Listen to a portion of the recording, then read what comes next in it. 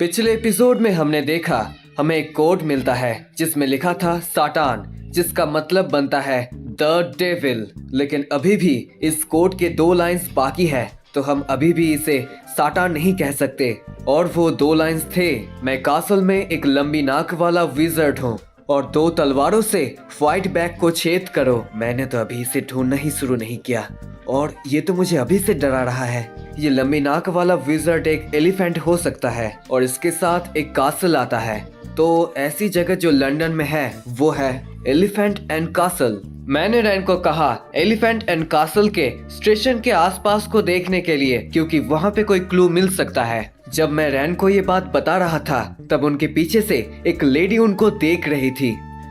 ये बहुत ही अजीब सी बात है। लंदन में पहुंचने के बाद हमें एक कोड मिलता है। कोड के हर एक लाइन लंदन का कोई ना कोई जगह बताती है। उन सभी जगहों में पहुंचने के बाद हमें होम्स के स्टोरी के रिलेटेड कोई ना कोई चीज मिलती है।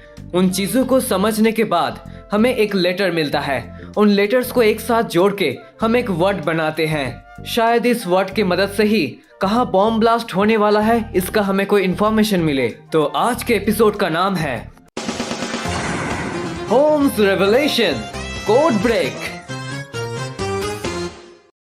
रैन और अंकल मोरी स्टेशन पहुंचने के बाद उस जगह की 1 घंटे तक तलाशी करते हैं, लेकिन उन्हें कुछ भी नहीं मिलता और उनको डाउट होने लगता है कि शायद ये जगह सही नहीं है।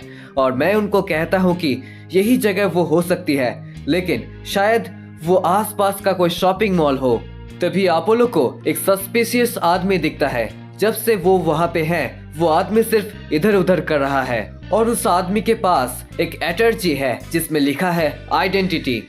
ये शायद है द केस ऑफ आइडेंटिटी। ये होम्स के स्टोरी का एक टाइटल है। इसे जापान में कहते हैं the case of the disappearing ब्राइडरूम।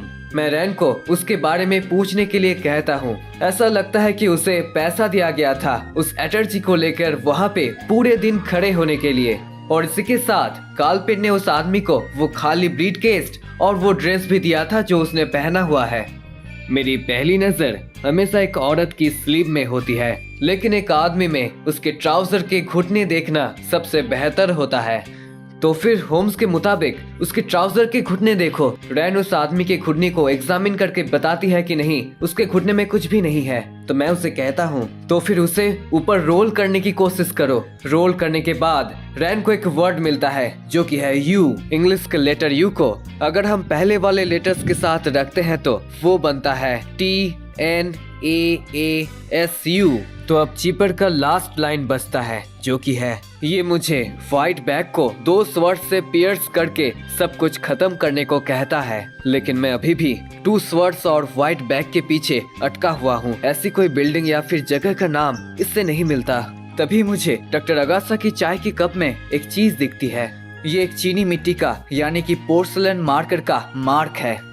सफेद पीठ को 2 तलवारों से छेद दो। इसका मतलब बनता है इस पोर्सलन टेबलवेयर के पीछे बना 2 स्वर्ड्स का ट्रेडमार्क जो अपने सफेद रंग के लिए फेमस है। तो फिर हमें एक ऐसा स्टोर ढूंढना पड़ेगा जहां ये पोर्सलन टेबलवेयर मिलता होगा। अपोलो कहता है कि ऐसे ही स्टोर में वो अपने मॉम के साथ बहुत बार गया है और ऐसी स्टोर लंदन में सिर्फ एक ही है। उस दुकान में पहुंचने के बाद वहां के स्टाफ ने कहा एक अजीब सा आदमी रोज आता है और उनके साइन बोर्ड पे एक अजीब सी डेकोरेशन छोड़ के जाता है। उस डेकोरेशन के अंदर अलग अलग रंगों के धागे हैं। हर एक धागे के अंत में एक घंटी है जहाँ पे कोई ना कोई लेटर्स लिखी हुई है। जहाँ पे धागे बंधे हुए हैं वहाँ पे कुछ शब्द है जो कि एक टाइटल जैसा लग रहा है। शायद ये टाइटल है अ स्टडी इन स्कारलेट। ये वही स्टोरी है जहाँ पे शार्लक होम्स को कोनन रॉयल ने पहली बार लिखा था। जापानीज में हम इसे बोलते हैं हीरो नो केनक्यू। मैंने रैन को कहा उस बंडल में से एक लाल धागा ढूंढो जो कि पूरी तरह से गहरा लाल होगा, क्योंकि उस कहानी में होम्स ने कहा था जिंदगी की बेरंग दौड़ में मर्डर का एक स्कारलेट थ्रेड चल रहा है। हमारा फर्ज है कि उसे समझना, उसको अलग करना और सबके सामने लाना। तभी रैन को लाल धागे वाली घंटी मिल जाती है और वहाँ पे लिखा होता है आर लेटर। तो फिर अब हमारे पास है TNAASU एंड R। तभी रैन बोलती है 5 लेटर्स मिलके बनते हैं साटान। तो फिर U और R का क्या मतलब हो सकता है? लेकिन नहीं, ऐसा लगता है कि इस बार हमें एक ए को छोड़ना पड़ेगा। लेटर्स को ऐसे अरेंज किया गया है साटूरन, जिसका इंग्लिश में मतलब बनता है सैटरडे या फिर सॉइल डे। तभी अंकल मोरी कहते हैं, हालांकि हम जापानीज में सॉइल प्लैनेट को सॉइल डे से जोड़ सकते हैं, लेकिन इंग्लिश स्पीकर्स सोलर सिस्टम के 6th प्लैनेट को सॉइल प्लैनेट नहीं कहते। मैंने उन्हें जवाब में कहा, नहीं, सैटरडे की एटमोलॉजी रोमन माइथोलॉजी के एग्रीकल्चर गॉड सटर्नस से आती है। सटर्नस डे बन गया सैटरडे, और इंग्लिश में सटर्नस को प्रोनाउंस किया जाता है सटर्न करके।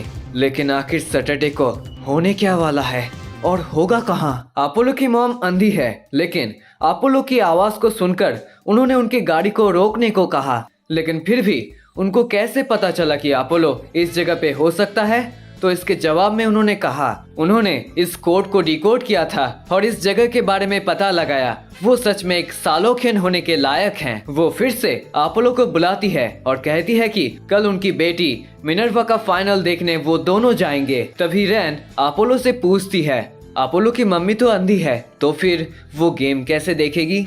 अपोलो ने कहा, वो देख नहीं सकती लेकिन सुन सकती है।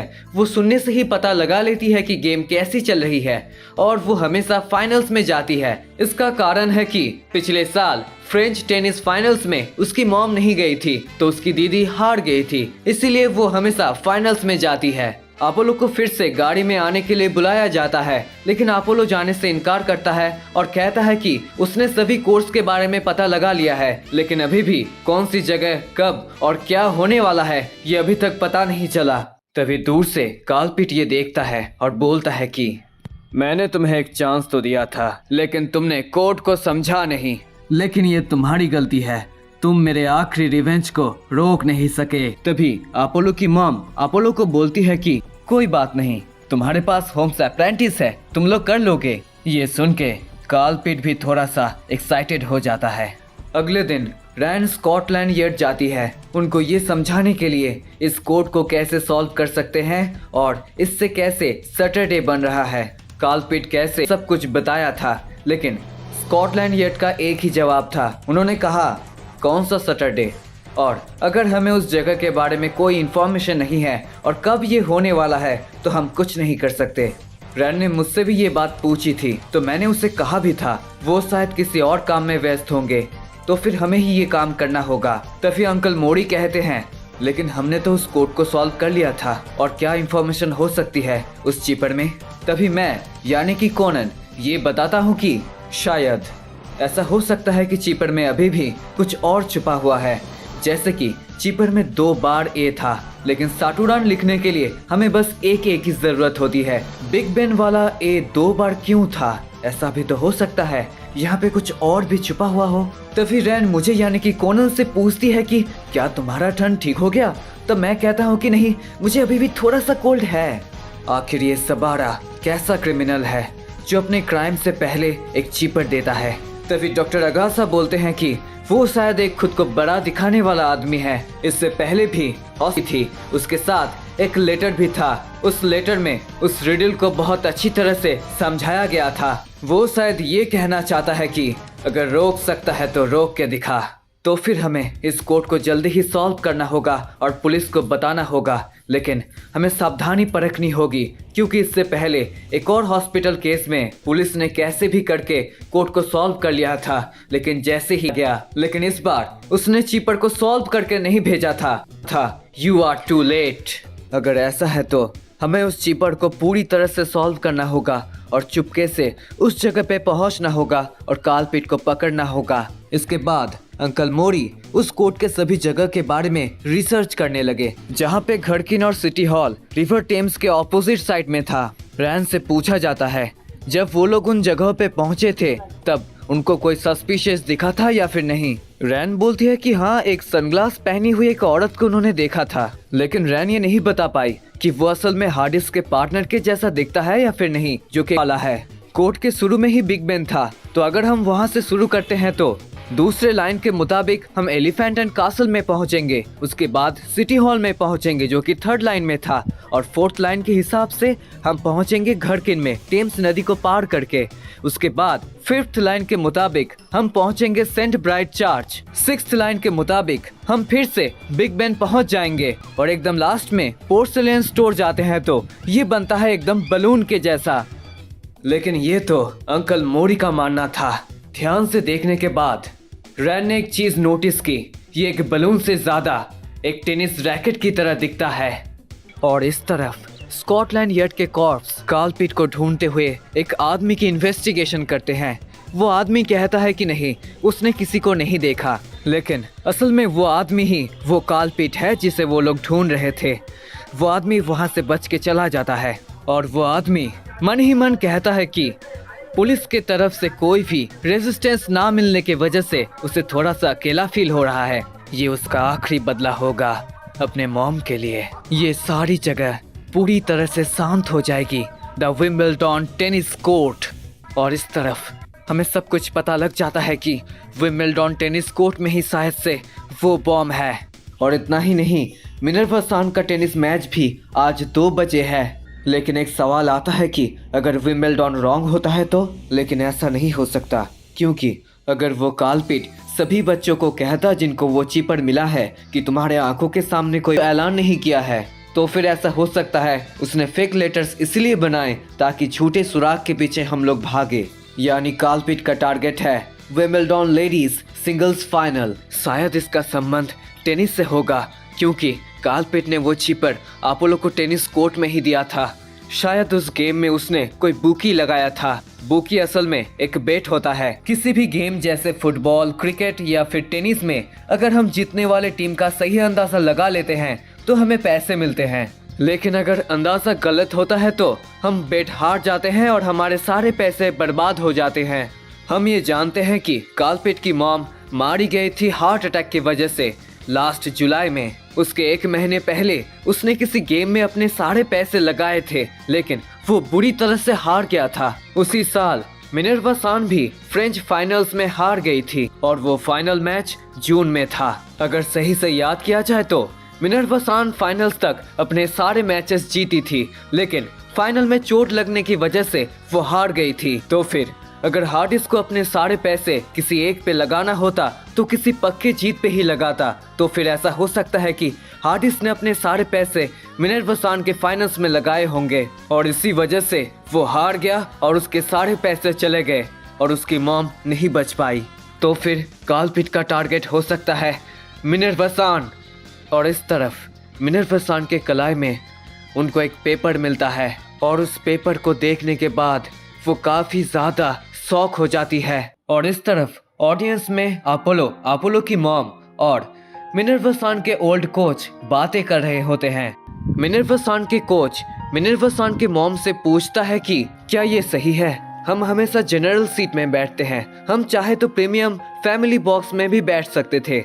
इसके जवाब में उनकी मॉम कहती है, मैं वहाँ पे बैठना पसंद नहीं करती क्योंकि कैमरा हमेशा हमारे मुंह पे फोकस करता है और अंधी होने की वजह से मैं गेम भी नहीं देख पाती और ये लोगों को भी दिखता है और ये मेरी बेटी को डिस्ट्रैक्ट कर सकता है। लेकिन फिर भी गेम खत्म होने से पहले मेरी बेटी मुझे ढूंढ ही लेती है। लेकिन उनके लिए ये शर्म की बात है क्योंकि वो लोग आखिरी बार एक साथ टेनिस गेम देख रहे हैं। उनको बहुत गर्व होता अगर मिनर्वा सान का कोच उनका सॉन इन लॉ हो जाता, यानी कि मिनर्वा सान से शादी कर लेता।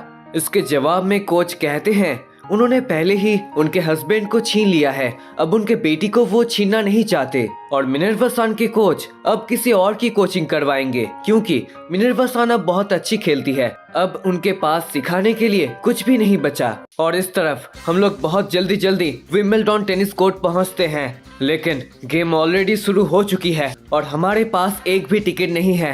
तो हम क्या कर सकते हैं? तभी मैं अपोलो को फोन लगाता हूँ, लेकिन अपोलो का फोन ऑफ रहता है। शायद वो गेम देखने में बिजी होगा, लेकिन कुछ भी करके अपोलो फोन पकड़ लेता है। मैं तभी अपोलो से पूछता हूँ कि वो अभी कहाँ है। वो कहता है कि वो अपने दीदी का गेम देख रहा है, इसलिए उसे डिस्टर्ब मत करने को, अगर कोई इम्पोर्टेंट बात ना हो तो। मैंने बहुत टाइम बाद और अचानक से उसे कॉल किया, इसलिए उसे शक हो गया कि शायद हमें कालपिट का पता लग चुका है। मैं उसे कहता हूँ कि नहीं, कुछ नहीं हुआ, लेकिन क्या कोर्ट में कुछ अजीब सा तुमने देखा या फिर किसी ने कुछ कहा तुम्हें या फिर तुम्हारे। तभी अपोलो समझ जाता है कि मैं किसकी बात कर रहा हूँ, तो वो कहता है कि हाँ, मेरे दीदी को बहुत लोगों ने गुड लक कहा। और इसी के साथ जब लोगों को पता लगा कि वो, उसकी मॉम और एरिस असल में मिनर्वा सान के फैमिली के लोग हैं, तब उन्होंने उसे एक हक दिया और एक स्टफ एनिमल दिया जो कि उसके दीदी के लिए है। मैंने एक और चीज पूछा कि तुम्हारी दीदी अब कैसी खेल रही है,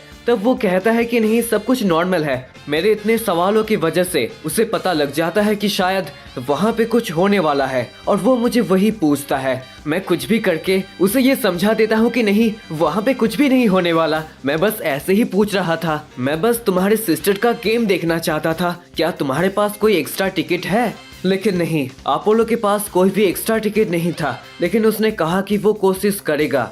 हम लोग कोर्ट पहुंचने के बाद भी बाहर खड़े हुए होते हैं क्योंकि हमारे पास एक भी टिकट नहीं है, लेकिन टाइम होने ही वाला है।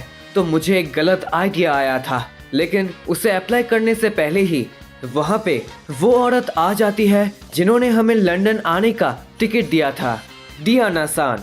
वो ये पूछते हैं कि क्या हम ये गेम देखने आए हैं, तो हम कहते हैं कि हाँ, लेकिन हम टिकट लाना भूल गए हैं। डायना सान हमें एक आइडिया देती है, जब तक हमारे पास टिकट नहीं होता हम सेंटर कोर्ट में नहीं जा सकते, लेकिन फिर भी हम बाहर बिग स्क्रीन में फाइनल्स एंजॉय कर सकते हैं। इस जगह का नाम है मैरी माउंट।